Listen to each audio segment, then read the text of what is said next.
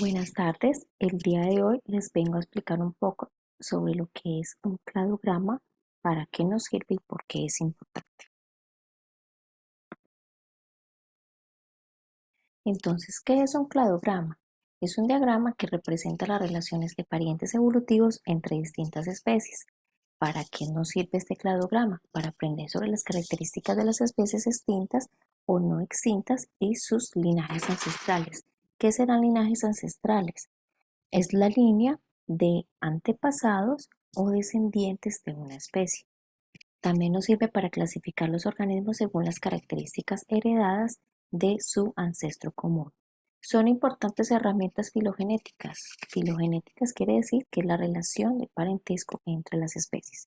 Un cladograma contiene una imagen visual de cómo una especie nueva contiene aún características heredadas de antiguas especies o ancestros. Acá tenemos, por ejemplo, lo que es una imagen, una representación gráfica visual de lo que es un cladograma.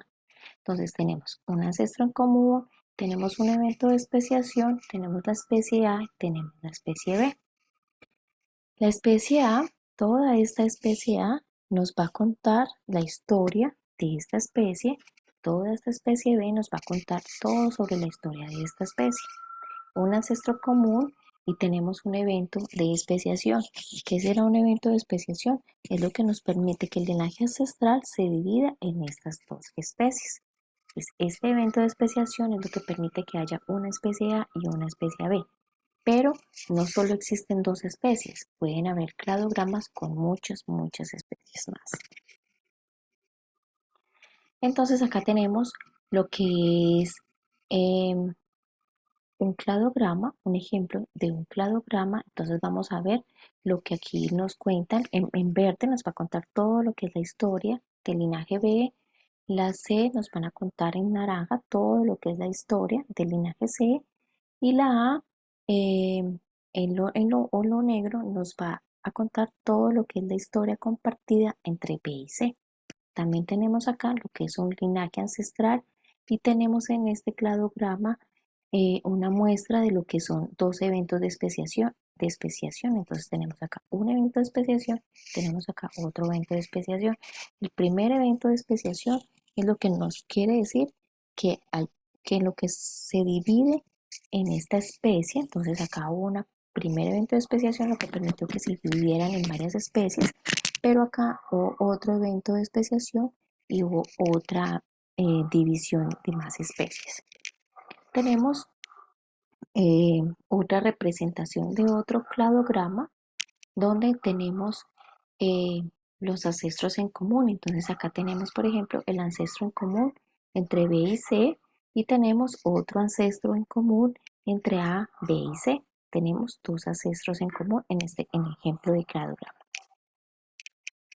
Ahora, ¿qué es un clado? Es la agrupación de un ancestro común y sus descendientes vivos o extintos. También se puede interpretar como un conjunto monofilético de especies emparentadas. Estos conjuntos reflejan la evolución de un grupo. Entonces, ¿qué será un conjunto monofilético?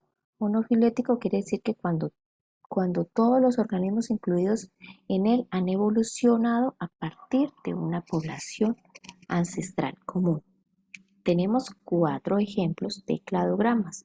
Entonces, en el primer cladograma encontramos lo que es un clado. Desde su ancestro común se va a estudiar las especies D, E y F. Este cladograma tiene especies A, B, C, D, E y F. Desde el ancestro común se van a estudiar estas tres especies que tenemos acá. Eso es lo que es un clado. Pero tenemos otro ejemplo de clado que es coger una sola especie y estudiar todo lo relacionado con esa especie desde su ancestro común. Eso también es un clado. Tenemos un ejemplo de lo que no es un clado en estos dos cladogramas. Entonces, cuando cogemos, por ejemplo, A, B y C, queremos la especie C, cogemos la especie D y la especie E, no es un clado. ¿Por qué? Porque no estamos incluyendo el ancestro en común para poder estudiar estas especies. Y tampoco es un clado cuando cogemos todas las especies, pero no incluimos una o excluimos una del estudio de todo el resto. Entonces, cuando se presenta esa exclusión de una especie, tampoco es un clado. Entonces tenemos acá lo que es, eh, lo que es la representación de un, de un cladograma. Entonces tenemos los procariotas, los fungi, los invertebrados y tenemos algunos vertebrados como es el pez, la lagartija y el ratón. Entonces tenemos bacterias, hongos, mariposas, pez, lagartija y ratón. Acá tenemos varias características que se incluyen o se excluyen dependiendo de dónde esté ubicada la característica. Tenemos, por ejemplo, que la célula eucariota está ubicada después de la especiación de la bacteria, después de donde está ubicada la bacteria. Entonces, si tenemos esta célula eucariota acá, significa que todas las especies de acá para arriba poseen célula eucariota, pero de acá para abajo no poseen célula eucariota. ¿Y esto por qué se da? Porque las bacterias no poseen célula eucariota, sino que poseen células procariotas. Tenemos otras características como los tejidos, que es el muscular epitelial, nervioso y conectivo. No lo poseen los hongos, pero sí lo poseen la mariposa, el pez, la lagartija y el ratón. Esta característica, otra muy importante, el cráneo, no lo poseen las mariposas, el hongo y la bacteria, pero sí lo posee el pez, la lagartija y el ratón. Los pulmones, una característica muy importante, no lo posee el pez, pero sí la lagartija y el ratón. Entonces, ¿por qué no lo posee el pez? Porque el pez posee una respiración branquial. Entonces lo poseen la lagartija y el ratón, que poseen respiración pulmonar. El pelo es característico en este cladograma estudiando estas especies de solo el ratón. Entonces, también tenemos que la característica más ancestral de este cladograma es la célula eucariota, es la característica más ancestral.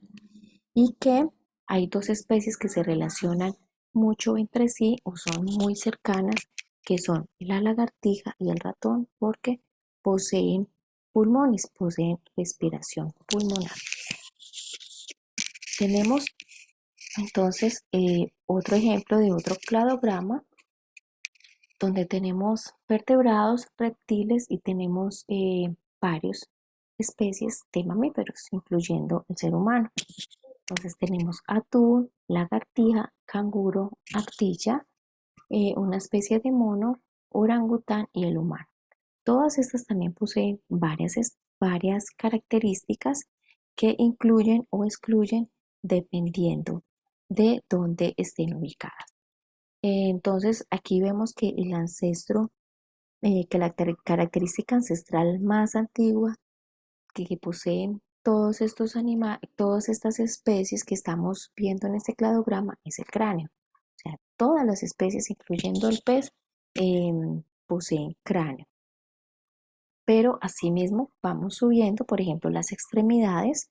Las extremidades son características de la lagartija, el canguro, la ardilla, la especie de mono, el orangután y el humano, pero no es característico del atún, no posee las cuatro extremidades. El pelo, característico del canguro, la ardilla, el mono, el orangután y el humano. La placenta es característico de la ardilla, el mono, el orangután y el humano, excluyendo al canguro, a la lagartija y al atún. El canguro, siendo un mamífero, se excluye porque no tiene placenta. El pulgar disponible lo tienen desde el mono, el orangután y el humano, y los que se encuentran en este cladograma más relacionados entre sí, las especies que se encuentran más relacionadas entre sí es el orangután y el humano, porque poseen omóplato en la espalda. Entonces son las especies que se relacionan más entre sí dentro de este cladograma. Entonces la importancia pues de estos cladogramas es irnos más allá de hasta nuestros antepasados, nuestros ancestros, para mirar qué características poseemos aún o cuáles se han perdido. Muchas gracias, espero les haya sido muy útil el video. Feliz tarde.